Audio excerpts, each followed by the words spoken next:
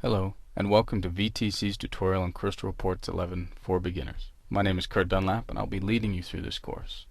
The main purpose of this tutorial is to introduce you to the basics of Crystal Reports, working from the assumption that the student has little or no exposure to Crystal, SQL, or database reporting. We'll follow a project-based curriculum with the goal of learning as we work through the exercises and lessons. In addition, the techno-speak will be kept to a minimum, save those cases where absolutely necessary. No pre-existing degree or knowledge of information technology is required. It goes without saying that any prior experience with SQL, Crystal Reports, or databases will make it easier to learn the program.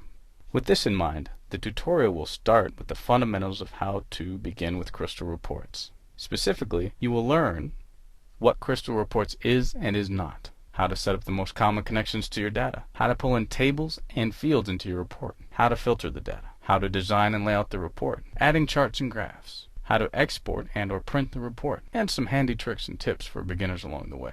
At the end of the course, you should be able to create a report from scratch, from start to finish, while laying a solid foundation of how Crystal, the program itself, works and functions. We'll focus a good amount of time on the design and layout function of Crystal Reports, including formatting, grouping, sorting, and filtering. Basic database and reporting concepts will also be covered as they relate to the Crystal Reports program. The goal is that these principles can be taken and applied to the specific cases as it relates to the many data environments that exist in the private and public sectors today.